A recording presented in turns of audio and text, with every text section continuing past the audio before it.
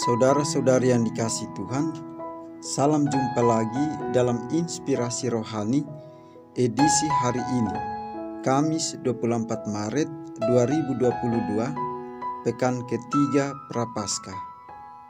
Marilah berdoa. Dalam nama Bapa dan Putra dan Roh Kudus. Amin. Saudara-saudari yang dikasihi Tuhan, inspirasi rohani hari ini diambil dari Injil Lukas bab 11 ayat 14 sampai dengan 23. Sekali peristiwa, Yesus mengusir dari seseorang suatu setan yang membisukan. Ketika setan itu keluar, orang bisu itu dapat berkata-kata. Maka heranlah orang banyak. Tetapi ada di antara mereka yang berkata, "Ia mengusir setan dengan kuasa Beelzebul, penghulu setan."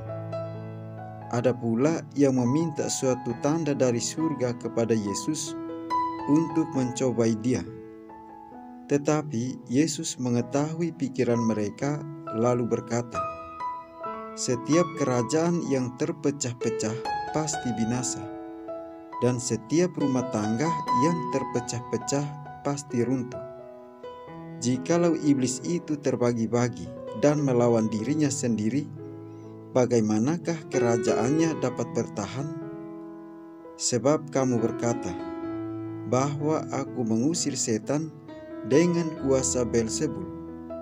Jadi jika aku mengusir setan dengan kuasa Beelzebul, dengan kuasa apakah pengikut-pengikutmu mengusirnya? Nah, merekalah yang menjadi hakimmu. Tetapi jika aku mengusir setan dengan kuasa Allah, maka sesungguhnya kerajaan Allah sudah datang kepadamu." Apabila seorang yang kuat dan bersenjata lengkap menjaga rumahnya sendiri, maka amanlah segala miliknya.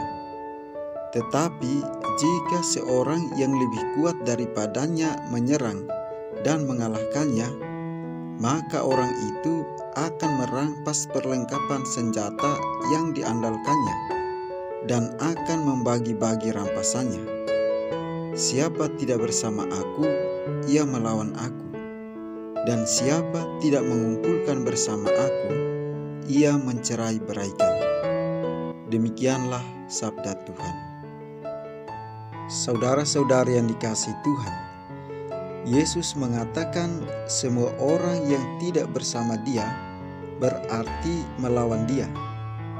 Yesus ingin mengatakan bahwa banyak kejahatan di dunia ini justru karena terpisah dari Tuhan. Karena ketika manusia jauh dari Tuhan, maka kekuatan jahatlah yang akan menguasainya. Maka dari itu, manusia diundang untuk bersatu dengan Tuhan. Kekuatannya hanya akan diperoleh jika manusia membuka hati bagi rahmat Allah. Saudara-saudari yang dikasihi Tuhan, ada banyak tawaran dalam kehidupan kita sekarang ini. Perhatikan yang kita lakukan setiap hari. Bukankah kita lebih sering melakukan hal-hal yang menyenangkan kita dan berusaha memperolehnya dengan cara-cara yang kurang baik? Sebagai murid Kristus, hendaknya kita berusaha untuk senantiasa bersamanya, yakni bersatu dan melakukan kehendaknya, bukan sebaliknya, berlaku sesuka hati kita dan tidak mewujudkan nilai-nilai Kristiani. Injil hari ini mengisahkan bagaimana orang-orang tidak beriman menolak ajaran Kristus.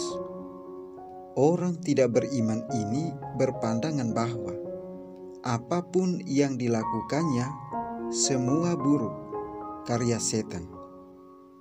Mereka iri dan tidak senang apabila Yesus nampak hebat dan berkuasa. Mereka menyebarkan gosip kalau Yesus mengusir setan dengan kuasa Beelzebul.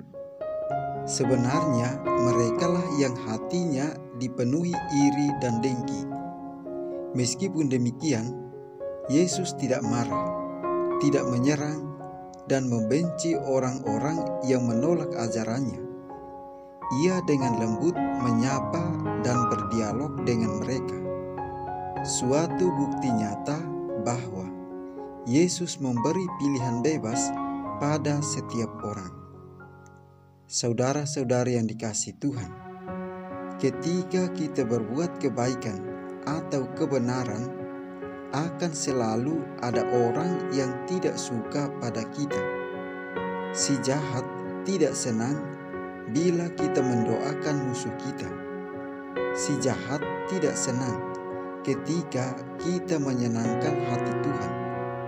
Tetapi tetaplah berbuat kasih, karena sama seperti Yesus, ia bertindak bukan untuk mendapatkan simpati orang banyak, tetapi ia melakukannya karena kasihnya kepada orang yang menderita dan demi keselamatan jiwa-jiwa. Tantangan akan selalu ada ketika kita berbuat kasih. Saudara-saudari yang dikasihi Tuhan, pada masa prapaskah ini, Tuhan tetap lembut, sabar, setia menanti kita dengan pilihan hidup kita masing-masing. Mari kita senantiasa berusaha berbuat kebajikan terhadap sesama, tekun dalam hidup doa, lebih bersemangat kembali, bangkit dari kemalasan, dan lain sebagainya. Dengan demikian, kita menjadi bersahaja di hadapan hadirat-Nya. Yesus yang baik hati masih tetap memberikan waktu kepada kita untuk meraih kebahagiaan sejati dari Allah melalui Yesus Kristus Putranya. Memilih jalan Tuhan, maka kita akan selamat, aman sampai kepada Bapa-Nya. Marilah berdoa.